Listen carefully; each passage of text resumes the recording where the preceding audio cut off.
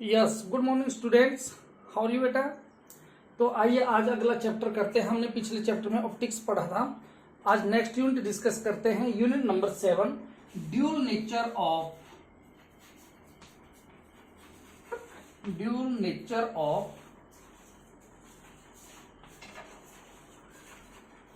Matter and radiations.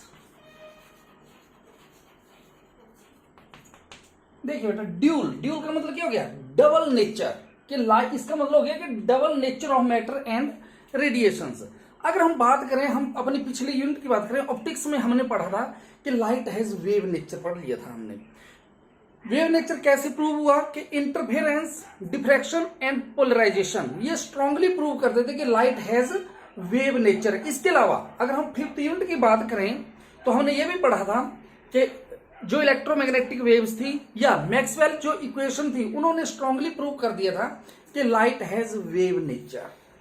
ठीक है बेटा, जब ये वेव नेचर हमारे प्रूव हो गया तो इसके अलावा हमने क्या पढ़ा कि जो स्पेसिफिक चार्ज था, यानी कि E/m इज इक्वल टू, ये डिस्कवरी ऑफ, देखिए बेटा 1879 में सबसे पहले विलियम क्रूक ने किसकी डिस्कवरी कर दी थी, कैथोड रेज की।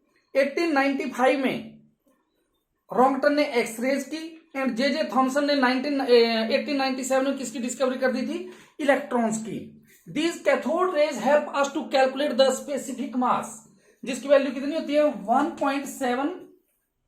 1.76 इंटू 10⁻11 कैलोरी पर किलोग्राम, ये इसकी वैल्यू होती है बेटा। दिस और ये इसके स्पेसिफिक चार्ज की भी एक वैल्यू है। इसके अलावा क्या हमने कैलकुलेट किया था कि ये पढ़ा गया, कुछ मैटर रेडिएशन के ऊपर जब उनको गर्म करते हैं तो उनसे इलेक्ट्रॉन्स एमिट होते हैं, या कोई स्टेबल फ्रीक्वेंसी की लाइट रेडिएशन फॉल होती हैं तो उनसे इलेक्ट्रॉन्स बाहर निकलते हैं। ये हमने पढ़ा है, ये कैलकुलेशन की गई एक्सपेरिमेंट के दौरान। ये एक्सपेरिमेंट ये शो कर रहे थे कि ऐसा निकलता है। और ये रेडिएशन क्या करती है, अलग अलग जो रेडिएशन फॉल हो रहे हैं और उनकी मैटर सरफेस के ऊपर फॉल होने से क्या हो रहे हैं, डिफरेंट टाइप के इलेक्ट्रॉन्स निकल रहे हैं। These electron help us to calculate the mass of electrons. कैसे, इससे पहले मिल्किंस ऑयल ड्रॉप मेथड में मिल्किंस ने प्रूव कर दिया था कि चार्ज क्वेंटाइज्ड होता है। क्वेंटाइज्ड कैसे होता है कि it is the integral multiple of 1.6 into 10⁻⁻19 coulomb. इसका क्या था, ये इंटीग्रल मल्टीपल था बेटा ये। और इसने क्या कर दिया, इसकी that help us to calculate the mass of the electron. कैसे, E/E/m। इसकी जब हम वैल्यू पुट करेंगे तो क्या है, E क्या है, चार्ज है and it is the specific mass. क्या आ जाएगा 9.1 into 10⁻31 kilogram. That help us to calculate the mass of electron बेटा। इससे बेटा ये प्रूव हो गया कि electrons are fundamental particle and universally consistent है ये। ठीक है बेटा। अब इसके बाद क्या होता है, in 20th century photo electric effect, Compton effect या रमन इफेक्ट वगैरह, इनने ये क्या प्रूव कर दिया कि light travel in the form of packets and these packet are called photon. इनको किसका नाम दिया गया बेटा, फोटोन्स का नाम दिया गया कि ये क्या है, फोटोन के इससे मूव कर रही है। उन्होंने प्रूव कर दिया कि ये क्वांटम थ्योरी ऑफ लाइट है। उसके मुताबिक E is equal to h nu. Nu किसके बराबर होता है बेटा, c/λ and E is equal to hc/λ। ठीक है बेटा। ये क्या था, ये स्टार्क ने अपने एक्सपेरिमेंट में ये प्रूव कर दिया और ये शो कर रहा है कि लाइट हैज पार्टिकल नेचर। तो जो पीछे हमने पढ़ा ऑप्टिक्स में वेव नेचर, और ये शो क्या कर रहा है, पार्टिकल नेचर। तो ये कह दिया गया कि लाइट हैज ड्यूल नेचर। तो लाइट का डबल नेचर हो गया क्या, wave nature as well as particle nature. तो आइए अब हम 1 बाय 1 डिस्कस करते हैं। आगे आता है अगला टॉपिक है आपका बेटा, free electrons in metal. Next आता है आपका फ्री इलेक्ट्रॉन्स इन मेटल।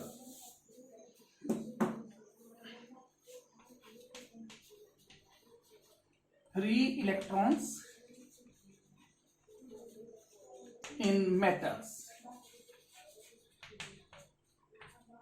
देखिए मान लेते हैं हमारे पास ये कोई एक सरफेस है, ये मान लिया हमने इस तरह से एक ये सरफेस है which is made up of metal A B.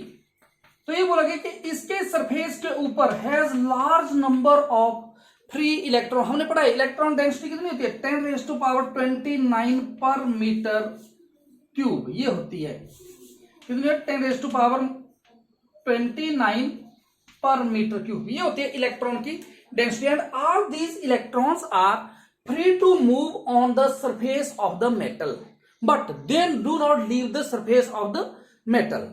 In case हम इसके ऊपर कोई एक्सटर्नल कोई भी, जैसे हमने ये पढ़ा कि जब किसी मेटल सरफेस को हीट करते हैं तो इलेक्ट्रॉन क्या कर जाते हैं, जंप कर जाते हैं।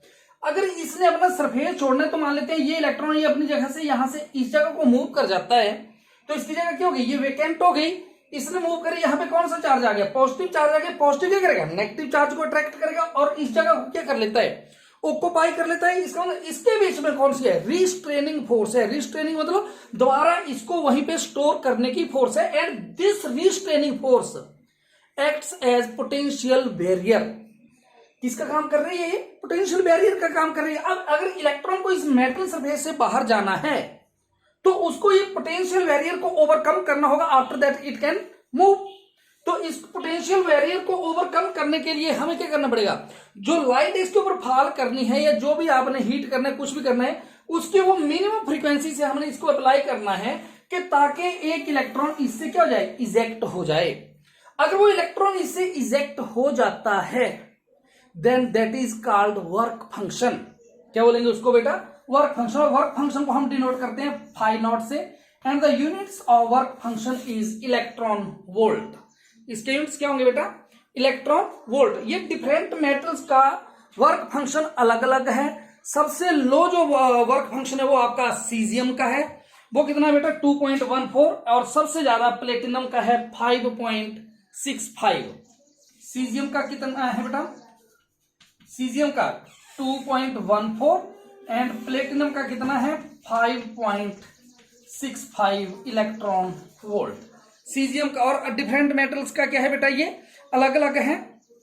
ये जो वर्क फंक्शन है it depend upon some factors, ये कुछ फैक्टर के ऊपर डिपेंड करता है बेटा। पहला है टेम्परेचर ऑफ द मेटल, ये ध्यान रहे, on what factors work function is depend. Number 1 temperature of the metal, number 2 है बेटा nature of the metal, and third one है impurities present in the metal.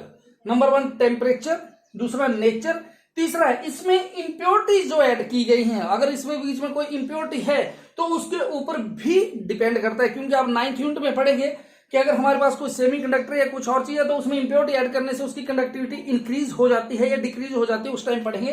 तो इम्प्योरिटी अगर इसके बीच में है तो भी वो इलेक्ट्रॉन इजेक्शन में बहुत ज्यादा इंपॉर्टेंट रोल प्ले करता है। ठीक है बेटा, अब आगे आते हैं electron emission.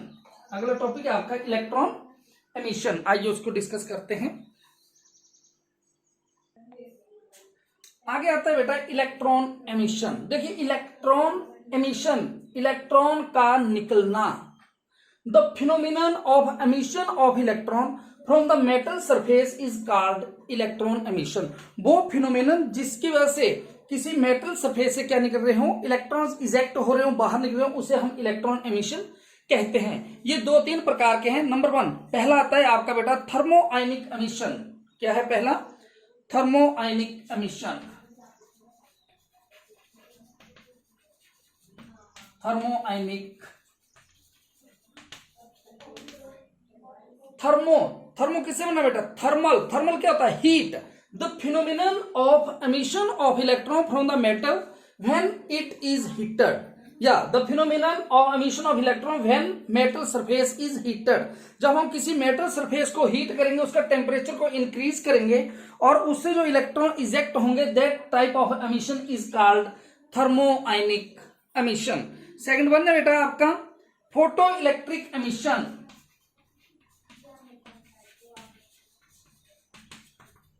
Photo electric, photo मतलब light.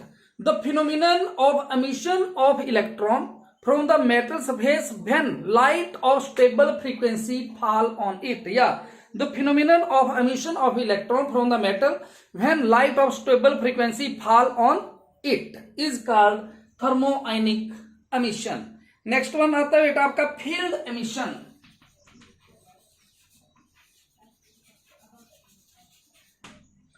Field, the phenomenon of emission of electron from the metal when potential difference के electric field is applied to the metal. जब हम कोई इलेक्ट्रिक फील्ड अप्लाई करेंगे और उससे इलेक्ट्रॉन का एमिशन हो जाएगा, उसे हम क्या बोलेंगे बेटा? Field emission. और नेक्स्ट वन आता है बेटा आपके पास सेकेंडरी एमिशन। सेकेंडरी एमिशन क्या है बेटा? Secondary emission, the phenomenon of emission of electron from the metal surface when large number of free electron strike to the metal surface. जैसे मान लेते हैं ये एक मेटल सरफेस है, इसके ऊपर large number of free electron क्या कर जाएं? स्ट्राइक कर जाएं, और इनके स्ट्राइक करने से इसके जो इलेक्ट्रॉन है वो इजेक्ट हो जाएं। इस तरह अगर एमिशन हो जाए तो उसे हम क्या बोलेंगे? Secondary emission. ठीक है बेटा, तो ये थे आपके एमिशन। आगे आता है आपका फोटो इलेक्ट्रिक इफेक्ट। आइए बेटा आप डिस्कस करते हैं हम फोटो इलेक्ट्रिक इफेक्ट। नेक्स्ट आता है बेटा आपका photo electric effect.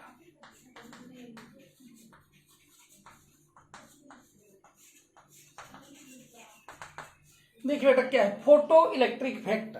The phenomenon of emission of electron from the metal surface when light of stable frequency fall on it.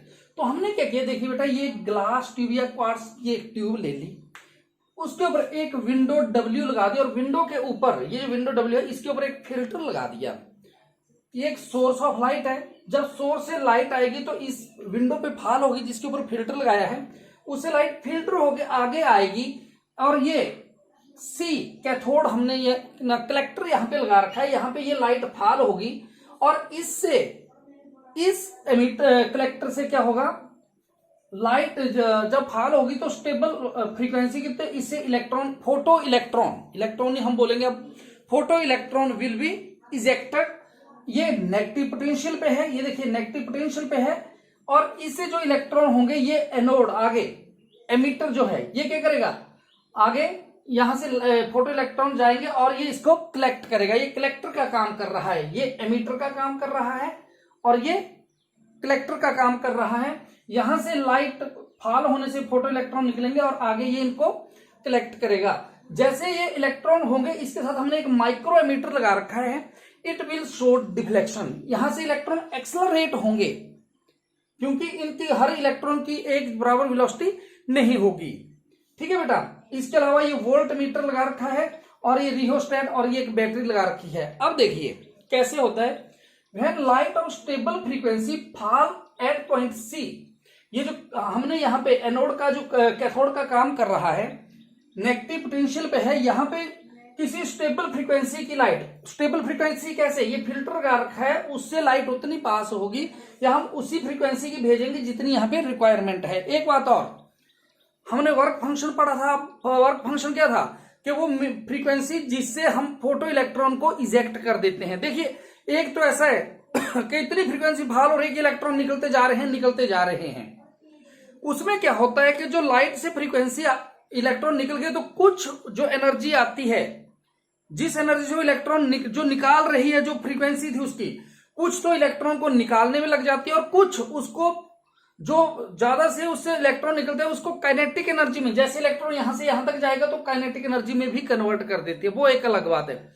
लेकिन ये सोचिए वो मिनिमम फ्रीक्वेंसी, कम से कम वो फ्रीक्वेंसी जो क्या कर रही है, एक इलेक्ट्रॉन इससे निकाल रही है मेटल सरफेस से, उस फ्रीक्वेंसी को क्या बोलेंगे? That frequency is called threshold frequency. उसे क्या बोलते हैं बेटा हम? Threshold frequency. तो देखिए यहां पे क्या हो गया, किसी स्टेबल फ्रीक्वेंसी की वेवलेंथ, यहां पे लाइट की वेवलेंथ यहां पे फॉल हो रही है, और फोटो इलेक्ट्रॉन यहां से निकल रहे हैं। ये नेगेटिव पोटेंशियल पे है, यहां से निकले, ये क्या है? पॉजिटिव पोटेंशियल पे है, नेगेटिव पॉजिटिव को अट्रैक्ट कर रहा है, और इस तरह से ये माइक्रो एमिटर क्या कर रहा है? एक डिफ्लेक्शन दे रहा है। ये शो कर रहा है कि फोटो इलेक्ट्रिक करंट धीरे धीरे इंक्रीज होता जा रहा है। अब हम इसमें इसके कुछ एक पॉइंट्स हैं उनको डिस्कस करेंगे। जैसे हम ये पढ़ेंगे what is the effect of the intensity of incident radiation, के जो जिस भी फ्रीक्वेंसी की रेडिएशन इस पॉइंट में फॉल हो रही है उनका इस करंट के ऊपर जो माइक्रोमीटर हमें शो कर रहा है उनका क्या इफेक्ट है। दूसरा हम बेटा क्या पढ़ेंगे, दूसरी चीज हम ये पढ़ेंगे कि what is the effect of plate A with respect to C, कि इसका और इसका प्लेट का अगर ये पॉजिटिव नेगेटिव पे है तो क्या है, अगर इसको पॉजिटिव पे कर दें इसको नेगेटिव पे कर दें तो क्या इफेक्ट पड़ेगा। और लास्ट में हम पढ़ेंगे कि इसकी इंटेंसिटी इसका इसके ऊपर क्या फर्क है। तो आइए वन बाय वन इसको डिस्कस करते हैं बेटा। अब देखिए बेटा, effect of intensity of incident radiation. हमने क्या किया, ये क्या है एमिटर है, ये क्या है कलेक्टर। एमिटर ये इलेक्ट्रॉन को निकालता जा रहा है, कलेक्टर क्या कर रहा है कलेक्ट करता जा रहा है। हमने क्या किया कि ये जो सोर्स एस से जो लाइट आ रही है इसकी हमने क्या कर दिया, फ्रीक्वेंसी को फिक्स कर दिया। Keep the frequency of incident radiation is fixed which fall on C, उनको सी कर दिया। एंड ये जो पोटेंशियल डिफरेंस हम अप्लाई कर रहे हैं इसको हम धीरे क्या करने लगे, वेरी करने लगे। Keep the frequency of incident radiation are fixed which fall on plate C and vary the potential difference accordingly, और पोटेंशियल डिफरेंस को धीरे धीरे वेरी करने लगे। Then it is found that the photo electric current, इधर को ले लिया हमने क्या, फोटो इलेक्ट्रिक करंट, पीईसी से क्या बन गया बेटा फोटो इलेक्ट्रिक करंट, और इस साइड को ले लिया हमने क्या इंटेंसिटी।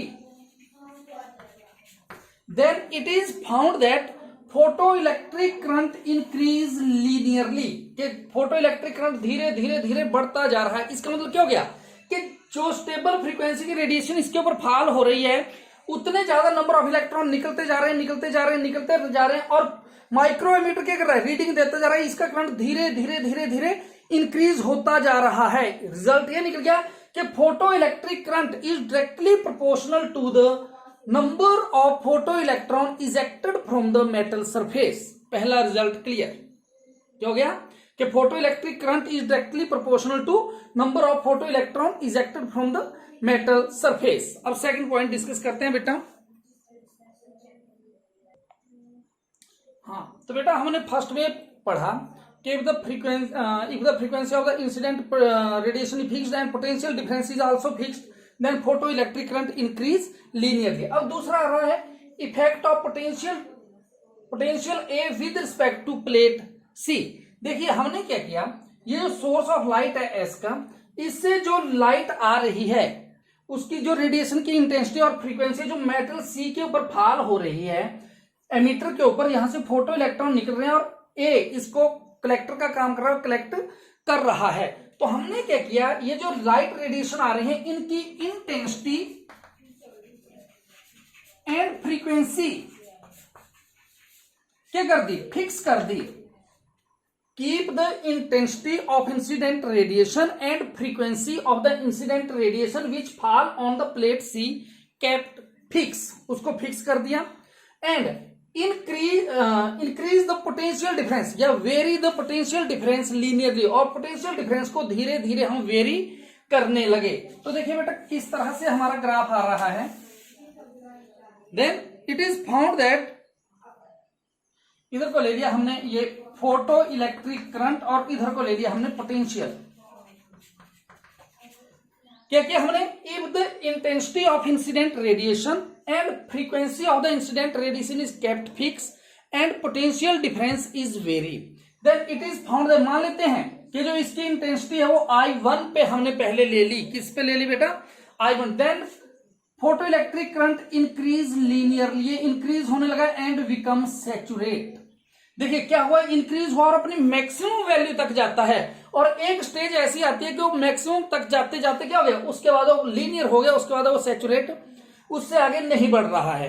ये मान लेते हैं हमने I1 ली, कितनी फ्रीक्वेंसी ले ली थी बेटा इसकी हमने I1। अगली हमने I2 लेते हैं, वो I2 पे क्या हुआ, फिर ये देखो इंक्रीज हो रहा है एंड बिकम कांस्टेंट।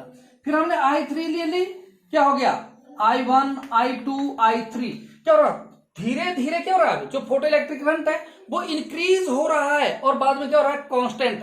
ये जो कांस्टेंट एक जैसा रहा है that is called saturation current. क्या होता है ये सैचुरेशन करंट, कब, जब ये किस पे थी, प्लेट सी नेगेटिव पोटेंशियल पे थी, ए किस पे थी, पॉजिटिव पोटेंशियल पे थी। अब हमने क्या किया, ये रिवर्सिंग की लगा रखी है, इसको रिवर्स कर दिया। यानी कि प्लेट सी को पॉजिटिव पे कर दिया और इसको किस पे कर दिया, नेगेटिव पे कर दिया। अब क्या हुआ, जैसे ऐसे वो जो हाई एनर्जेटिक इलेक्ट्रॉन है वो तो जंप करके ऐसे सी से ए को जा रहे हैं, क्योंकि इलेक्ट्रॉन नेगेटिवली चार्ज है, पॉजिटिव इस साइड को जाएंगे। बट ये किस पे, पॉजिटिव पोटेंशियल पे है, तो ये इसके रिवर्स हो गया और करंट क्या होने लगा, धीरे धीरे धीरे डिक्रीज होने लगा, इस साइड को नहीं मूव करने लगा, वो धीरे धीरे डिक्रीज होने लगा और वो 0 तक चला गया। देखिए करंट कैसे, ये ऐसे आ रहा था, ऐसे ऐसे ऐसे, ये देखा गया कि ये सारे के सारे एक पॉइंट के ऊपर ही जाके क्या हो रहा है, इसकी जो स्टॉपिंग पोटेंशियल है वो 0 पे आ रहा है। इसको मैंने V नॉट के, that is called stopping potential.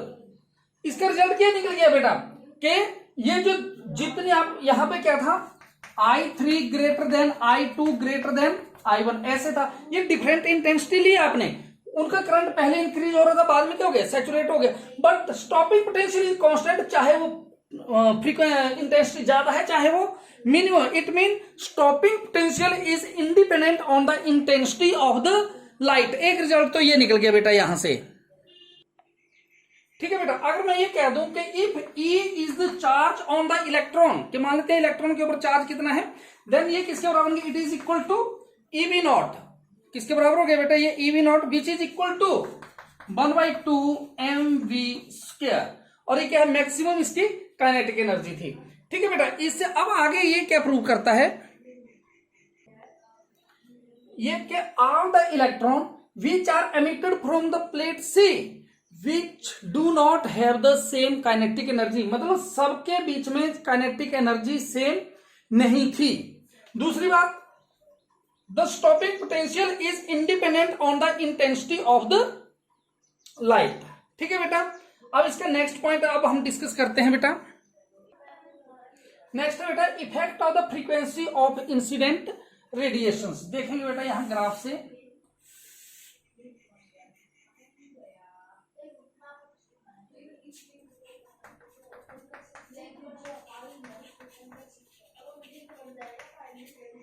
अब हमने क्या किया, take the radiation of different frequency but of same intensity. हमने क्या किया, डिफरेंट फ्रीक्वेंसी की रेडिएशन ले ली।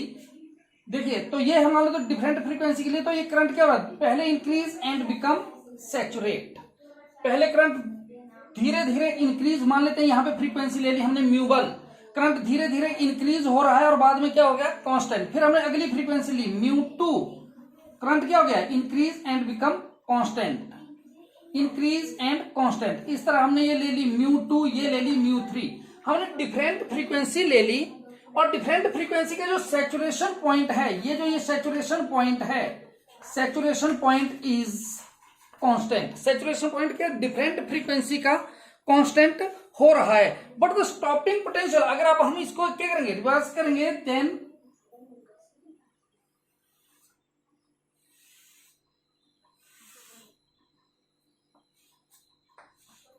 ये इसका बेटा स्टॉपिंग पोटेंशियल मैंने ऐसे लिख दिया, ये आगे मान लेते हैं μ01, μ02, μ03। जितनी लोअर फ्रीक्वेंसी है उतना कम स्टॉपिंग पोटेंशियल है, हायर द फ्रीक्वेंसी